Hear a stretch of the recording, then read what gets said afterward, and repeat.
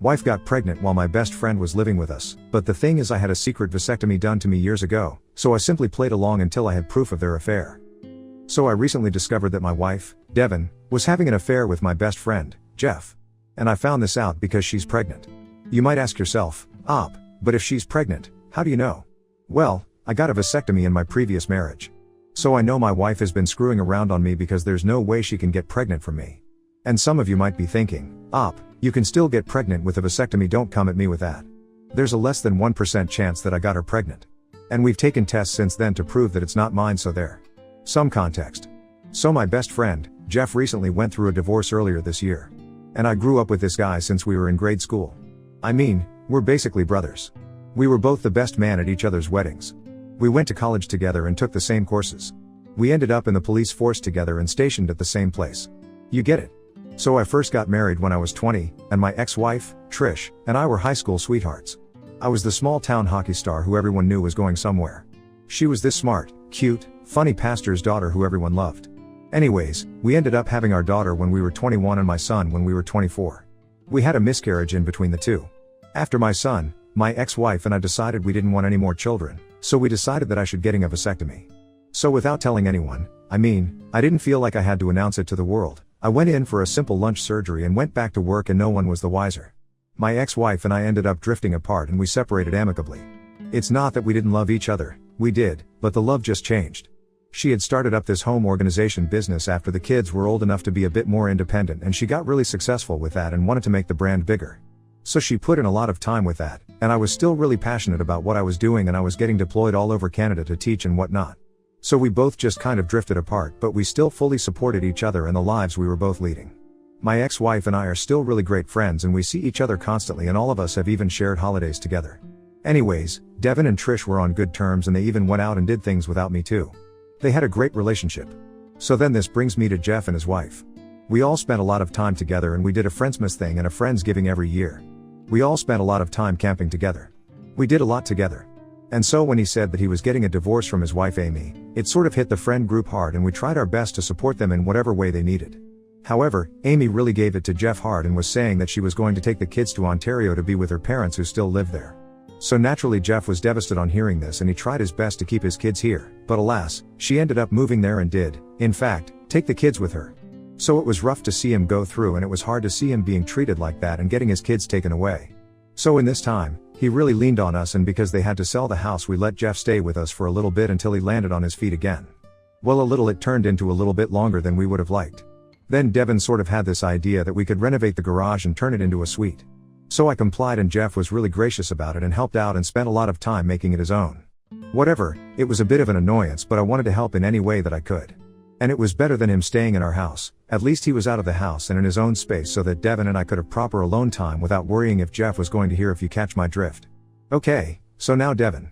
Devin worked as a dispatch agent for a little bit and that's how we met. And the job is actually really stressful, so she managed to stick it out for 2 years and now she works as a hairstylist and loves it. Devin and I met a few months after the divorce with Trish was finalized. We hit it off really well. She's actually 8 years older than I am.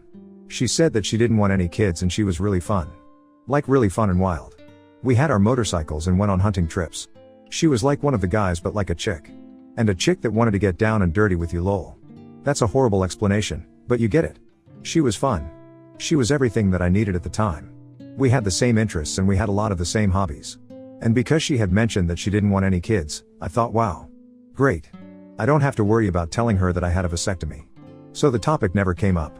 Yes, I know, I'm a horrible person. I never told her that I had a vasectomy. But because the topic of kids never really came up. That was sort of it. She obviously was the best stepmom to my kids and she had always said that that was enough.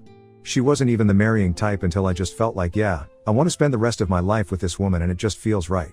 It's not like she was against marriage or anything, but she just didn't expect it, you know? She didn't need to get married. She was so chill that way and I loved that about her. So we ended up having this small, intimate, backyard wedding and a fire with a barbecue and it was perfect. It was perfect for us and all we needed. So yeah, shortly after we got married, Jeff went through his divorce. He was staying with us. Blah blah. Now, we worked together but we weren't on the same team, so he had different shifts than I did. And Devin had a really lax schedule too. So a lot of times, Devin and Jeff were at home together alone. And at first I thought it was just Devin being helpful and a good friend. But after a while, it definitely started getting weird.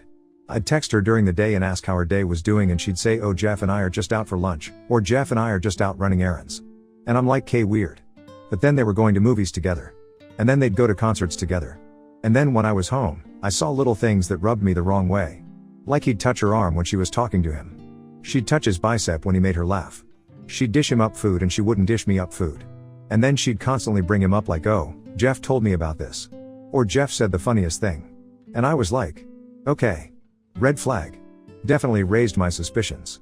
Then even though he was literally up in the garage suite, they'd text into the wee hours of the morning and she'd be giggling and texting him. And there I'm laying next to her in bed, and honestly, I'm trying to start something up, trying to give her a massage or something, get in the mood, and she wouldn't be interested. She'd just keep texting him. So I'd just roll over and just fall asleep and she'd be texting him. Then there would be little gifts here and there. He got her like bath stuff for the bathtub, and in one gift set there was massage oil. And after a week, I noticed that the bottle had been opened and used, but I didn't use it on her. At first I chalked it up to maybe she used it for lotion or something. But the thing is, this oil had a distinct smell. And I remember smelling it on Jeff a few times, but I never said anything. I was just sort of collecting all of this evidence and making mental notes. Then one day, we're laying in bed late at night and she turns to me and she's like, "I want a baby." And I'm like, "What?" And she's like, "I think we should have a baby." And I'm like, "We agreed not to." And she's like, I've just been thinking and I think we should have a baby before we're both too old." And I'm like, "Devin. Ike." And she's like, "What do you mean you don't know?" And I'm like, "Well, a baby is a lot. It takes a lot of time and energy." And then she got mad at me and she's like, "Don't treat me like your old child." And then I said that I thought we went over this before. And she's like, "We never really did." And I'm like, "I feel like it was just an unspoken thing. And I feel like you said that you were okay without kids and were good with being a stepmom." And she's like, "So I'm not allowed to change my mind? You won't let me be a mom?" And I'm like, whoa, that's not at all what I'm saying. I'm just saying that I think we have to talk more about this and maybe now isn't the best time. And she's like, "Well, what would make it a good time? When will you want to talk about it?" And I'm like, "Can we like sleep on it and talk about it tomorrow and make time for this tomorrow?" And she got pissed and left the room. And yeah, I didn't have the heart in that moment to tell her I had a vasectomy and it would be physically impossible for me to give her a child unless I went and got it reversed. And even then it's not 100%. And something was just sketchy about the whole conversation anyways. I thought it was weird that now, all of a sudden, she wanted a baby. She had never ever shown interest in anything like this before. My alarms are going off. I'm pretty sure I know what happened, but I need to play along a little bit here. The next day, I apologize and I'm like, "Yes, I'm game. Let's make a baby." She literally jumps for joy and we try like 5 times that day. Then about a week later, she hands me this box, and in this box is a positive pregnancy test. I could have cried. I was stunned. I knew it couldn't have been mine. And I'm not an expert or anything, but can you find out a week after? I don't think it works that way. Anyways, let me know if I'm wrong here. But the point is, I had a hunch and I knew the baby wasn't mine. I knew it must have been Jeff's. So I started watching them closer. Both Devin and I had agreed not to tell anybody that we were pregnant right away. But when I was watching Devin and Jeff interact, I caught him grazing her belly at the side of my eye. I pretended like I didn't see, but he for sure touched her belly in a lovingly way. There it was. A few weeks after that, she tells me she's going to her doctor's for the first little exam to see how far along she was. And that Jeff was going to drive her because he had to do some running around in the area anyways. And I was like, no need. I'm taking time off because I want to be there. And she sort of smiled and was like, "You don't have to do that." And I was like, "I'm the father. I want to be there." And I kinda smiled and she weakly grinned and was like, "Great. Of course you do." So yeah, we ended up going to the appointment and the doctor does her thing with her and asks her when she thinks she's conceived. She gives her the date that we did the old deed. There's an ultrasound. And then the doctor comes back and says that she's 12 weeks. And I'm like, "How is that possible?" And I look at her and she's like, "Doc, is this for real?" And she's acting all shocked and everything. And the doc is like, "Yeah. Seems like you have a miracle." And I was like, whoa. And I pretend to be totally ecstatic to not tip her off that I knew anything I shouldn't. Then we go home and when we're home I'm still pretending and she's like, "Oh. It was meant to be. What a miracle." I'm so excited. We end up having sex again that night and I turned over and fell asleep. I had the next day off but I knew she had to get up early because she had a wedding to do. I knew that was my chance to pack her shit and lock Jeff out of the suite. I knew Jeff also had to get up and go to work. So I did just that. I packed all of her garbage, I stockpiled it into our trailer and I parked it on the street. I had a spare key to Jeff's suite, so I went in there and packed up his stuff too and threw it into the same trailer. Then I put this big old lock on it so that he wouldn't get in. So Devin comes home first and sees this trailer parked there. I had changed the locks on the doors and the password to the garage so she couldn't get in. She's standing there and she's banging on the front door. I talk to her through our doorbell camera and I tell her that we're done and I know the baby isn't mine. She's saying that I'm out of my absolute mind and calling me crazy, and she's bawling and making a big scene, and I can see our neighbors looking out their doors and windows. And I'm like, this baby isn't mine. It's Jeff's. And she's like, don't be insane. Why would it be Jeff's? And I'm like, you tell me. And she's like, how could this baby not be yours? And I'm like, there's a less than 1% chance, and I know that because I have a vasectomy. And she literally dropped her purse and her bags onto the ground. She stood there in disbelief. And she's like, let me explain, and she starts trying to babble on, and I'm like, save it. I know it's not mine. And I'm like, we're done. It's over. I was nice enough to pack the trailer for you. Get out of here. And then she calls someone, and I'm guessing it's Jeff, because then he shows up in a matter of minutes in his patrol car. He sees what's happening and he sees the lock on the garage suite. He tells me that I'm losing my mind and that the kid couldn't possibly be his. And I'm like, I'll believe it when I see a paternity test. Edit, people have been asking how she never knew and how she didn't suspect not getting pregnant before. Well, she was on birth control pills for PCOS. Or so she told me. Supposedly she was in the process of swapping pill brands and just so happened to get pregnant with Jeff's baby. Bad timing. Not only that, but she had this thing against, well, man juice, to put it lightly. She was absolutely repulsed by it. She refused that I ever finished in her, and she rarely ever pleased me in other ways because the sight of it disgusted her. I won't go into details. But yeah. Update, so, getting divorced. Again. Another failed marriage feels like absolute dump, but what can you do? In the midst of the divorce, Devin did end up getting a paternity test, and it only confirmed what I had believed. The baby is in fact Jeff's. And I guess he knew all along and was willing to play along and thought that he could just live in the garage suite forever and raise his baby as Uncle Jeff from afar. A buddy of mine did me a huge favor and got Jeff transferred to a small northern town literally in buttfuck nowhere. Devin, I guess, followed him up there. She was just trying to pretend that I impregnated her so that I didn't catch on to the affair she was having with Jeff. But turns out my little secret snip saved me from raising a kid that wasn't my own. By the time she realized she was pregnant though, it was a bit late. Trish and I talk every day. She checks in on me and she's being an absolute sweetheart. I'm spending a lot of time with my kids and just trying to get by and be the best dad that I can be. Now on to the next story. Story 2. Wife of 20 years asked for a hall pass to sleep with someone else, but then I caught her on a date with him, so I sent his wife roses with the restaurant name. My wife and I have been together for 20 years. We met in our freshman year of high school and we have been together ever since. She and I both lost our virginity to one another, we went to prom together, and we even went to the same college after graduation. We got married right after we graduated from college and we settled down to start our life together. Having a family was always something we were looking forward to, so once we had good jobs we decided to start. Fast forward about 11 years, and we have 2 kids, we own our own home, and we are on a fast track to retiring early so we can travel and do all of the things we never had the chance to. I thought that we were living the dream life. All of that came crashing down when my sister-in-law was diagnosed with lung cancer. She was my wife's best friend, and she took it very hard. She was with her every step of the way while she was fighting as best as she could, but in the end, she passed away. It was a huge blow to the entire family, myself included. It's such a cliché, but she was just a beam of light in the world. My wife took it harder than anyone else. My sister-in-law was who my wife would go to when she needed to talk about anything. They would go shopping together, and they knew everything about each other. I was there for my wife while she grieved the loss, and I helped her get over the worst time of her life. After about 6 months of mourning, my wife started to get back to herself.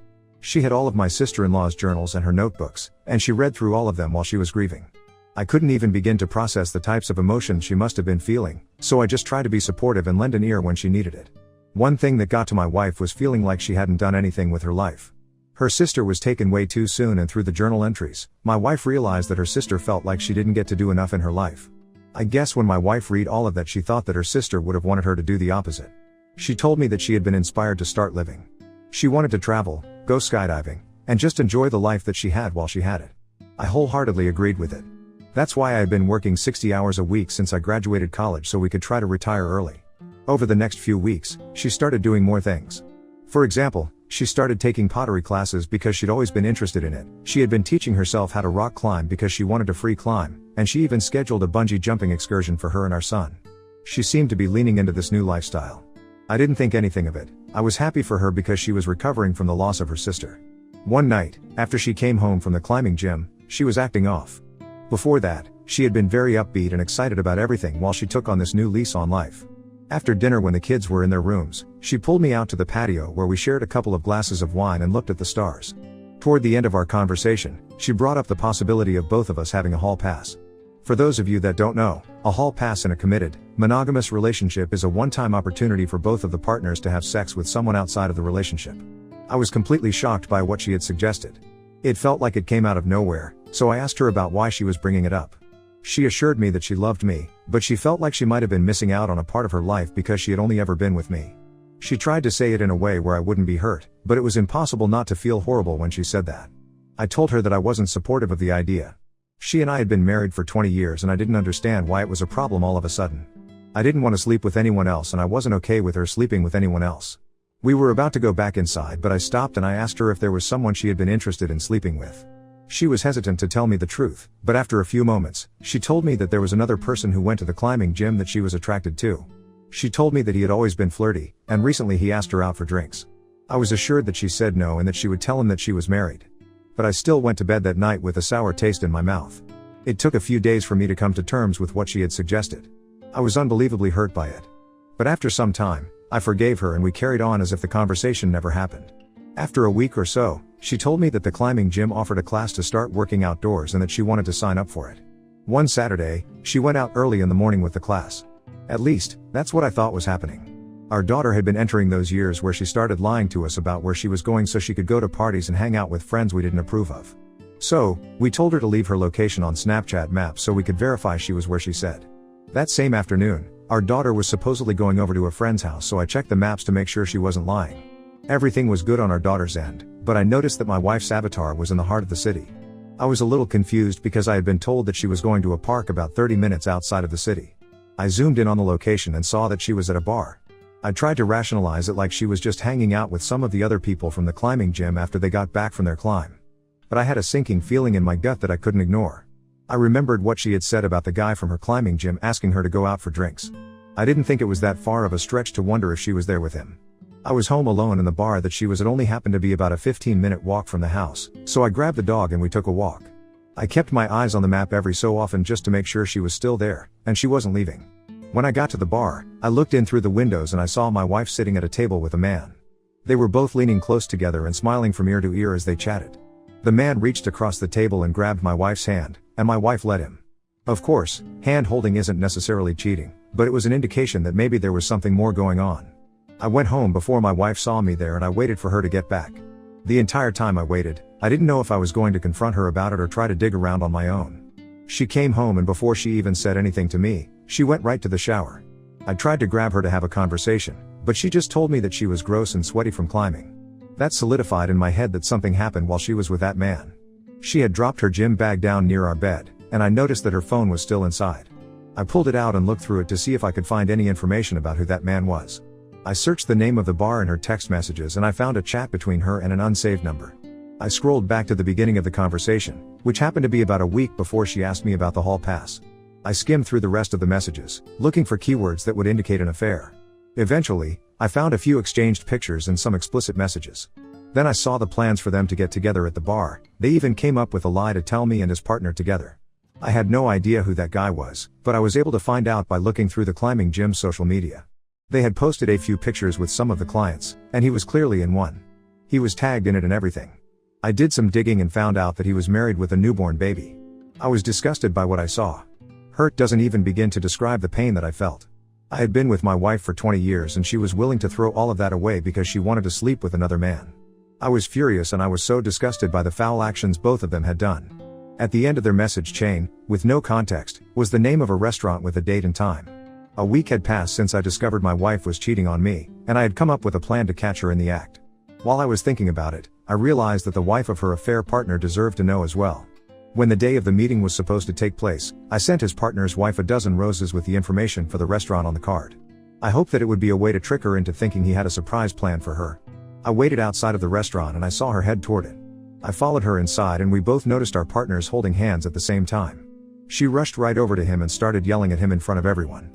My wife was shocked to see me, but she jumped up and tried to tell me that it wasn't what it looked like. Then I asked her to explain the text messages and she went silent. I told her that I would be ending everything between us and that she could expect to see me in court. We spent the next 8 months in a divorce battle over what happened. The biggest issue that we had was custody. We both wanted primary custody of our children, but in the end, we were given joint custody. I was able to keep the house and she was entitled to no spousal payment from me. Her affair partner was also divorced, and he was forced to pay child support and alimony to his ex.